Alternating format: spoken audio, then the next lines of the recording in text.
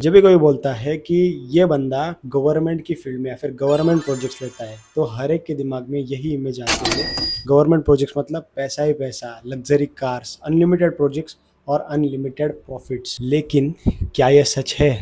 सच ये है कि बहुत सारे कॉन्ट्रैक्टर्स पेमेंट के लिए गवर्नमेंट का पेमेंट आने तक ऑफिसेज़ के चक्कर काटते रहते हैं। और दूसरा सच ये भी है कि कॉन्ट्रैक्टर का प्रॉफिट पेपर्स पे ज़्यादा दिखता है, अकाउंट में कम दिखता है। और एक सच ये भी है कि कुछ लोग प्रोजेक्ट की वजह से करोड़पति बन जाते हैं और कुछ लोग एक ही प्रोजेक्ट की वजह से लोन ले लेते हैं, जिसके कारण कर्जे में डूब जाते हैं। आज मैं आपको गवर्नमेंट कॉन्ट्रैक्टरशिप की वो रियलिटी बताने जा रहा हूँ। वो कॉलेज में सिखाई नहीं जाती, यूट्यूब पर दिखाई नहीं जाती और एक्चुअली रियलिटी में जब काम करते हैं उसके बाद समझ में आती है या फिर लॉस करने के बाद समझ में आती है। अगर आप सिविल इंजीनियर हो या फिर बनना चाहते हो, गवर्नमेंट प्रोजेक्ट्स या बिजनेस में आना चाहते हो, तो ये वीडियो आपके लिए है। इस वीडियो के माध्यम से मैं किसी इंडस्ट्री को बुरा नहीं बोल रहा, बस ground reality of the industry बताने जा रहा हूँ। तो वीडियो को शांति से देखो या फिर लाइक करके रखो, वॉच लेटर में जाके भी आराम से देख सकते हो। सबसे पहला ट्रूथ नंबर 1, टेंडर जीतना और पैसे कमाना दोनों भी अलग चीज़ें होती है। बहुत से लोग सोचते हैं कि टेंडर मिल गया मतलब पैसा मिल गया। रियलिटी बिल्कुल अपोजिट होती है दोस्तों। टेंडर मिलने के बाद असली स्ट्रगल शुरू होता है। मान लो एक प्रोजेक्ट की वैल्यू लगभग 1 करोड़ है। लोग सोचेंगे कि कॉन्ट्रैक्टर को 1 करोड़ मिल गया। ऐसा हिसाब बिल्कुल नहीं होता। लेकिन उसमें से labour cost, material cost, machinery की कॉस्ट, डीजल का खर्चा, ट्रांसपोर्टेशन का खर्चा, site expenses, staff salary, taxes और कुछ हिडन चार्जेस भी होते हैं। जैसे कि साइट पे कुछ भी हो सकता है, जो कि वो प्रैक्टिकल है, वहाँ पर कुछ भी हो सकता है। सब निकलने के बाद एक्चुअल प्रॉफिट बहुत कम बचता है। कई बार कंपटीशन इतना ज़्यादा होता है कि कॉन्ट्रैक्टर्स को 10%, 15%, 20% बिलो तक टेंडर भरने पड़ते हैं।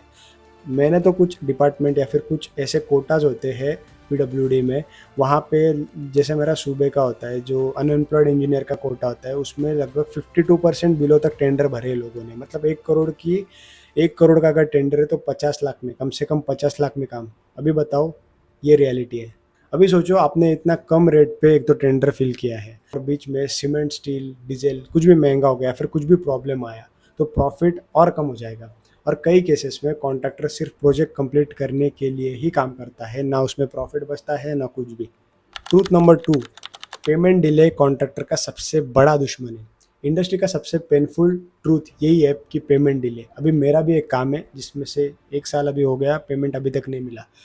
अभी देखो, काम आपने कंप्लीट कर लिया, बिल भी सबमिट कर दिया, लेकिन पेमेंट कब आएगी ये किसी को नहीं पता होगा। कभी 2 महीने, कभी 6 महीने, कभी 1 साल, और कभी लेबर की पेमेंट करनी होती है, डीजल भरवाना होता है, मटेरियल सप्लाई का पैसा देना होता है, ईएमआई भी भरनी होती है। गवर्नमेंट का पेमेंट अटक गया तो कॉन्ट्रैक्टर को अपनी पॉकेट से पैसा लगाना पड़ता है। इसी वजह से कई कॉन्ट्रैक्टर्स टेक्निकली प्रॉफिट में होते हैं, लेकिन कैश फ्लो क्राइसिस की वजह से वो हमेशा परेशानी में रहते हैं। रूट नंबर 3, ग्राम पंचायत और लोकल पॉलिटिक्स की ग्राउंड रियलिटी है। बहुत लोग सिर्फ इंजीनियरिंग देखते हैं, लेकिन गवर्नमेंट कॉन्ट्रैक्टिंग में इंजीनियरिंग के साथ लोकल रिलेशन भी बहुत ज़्यादा मैटर करते हैं। अभी आप ग्राम पंचायत में काम कर रहे हो, तो आपको विलेजर्स, पंचायत के members, local leaders, local workers और गांव वाले सभी के साथ कोऑर्डिनेट करके काम करना पड़ता है। कई बार टेक्निकल प्रॉब्लम से ज़्यादा सोशल प्रॉब्लम होती है, जैसे कि रोड का अलाइनमेंट, वाटर पाइपलाइन का route, land issue, local objections, labour के डिस्प्यूट होते हैं। अगर कम्युनिकेशन स्ट्रांग नहीं है तो छोटा प्रोजेक्ट भी बड़ा हेडेक बन सकता है। इसीलिए सक्सेसफुल कॉन्ट्रैक्टर सिर्फ इंजीनियर नहीं होता, वो एक सक्सेसफुल नेगोशिएटर भी होता है। ट्रूथ नंबर 4, मशीनरी खरीदना प्रॉफिट की गारंटी बिल्कुल भी नहीं देता। अभी इस फील्ड में आते ही बहुत से लोग जेसीबी, पोकलेन, क्रशर खरीदने का बड़ा सपना देख लेते हैं। इस इंडस्ट्री की रियलिटी ये है कि स्टार्टिंग में मशीनरी आपको पैसा बनाकर भी देगी और पैसा खा भी सकती है। मशीन खरीदने के बाद होने वाले खर्चे समझ लेते हैं अभी। मशीन खरीदने के बाद EMI, operator salary, maintenance, breakdown, insurance, diesel का खर्चा सब आता है।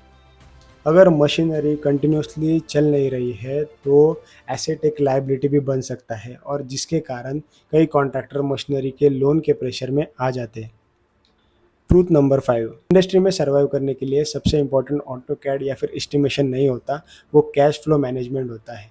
अगर आपके पास वर्किंग कैपिटल है, फाइनेंशियल डिसिप्लिन है, एक्सपेंस कंट्रोल है, तो आप सर्वाइव कर सकते हो। कई टैलेंटेड इंजीनियर फेल होते हैं क्योंकि फाइनेंस मैनेज ही नहीं करते।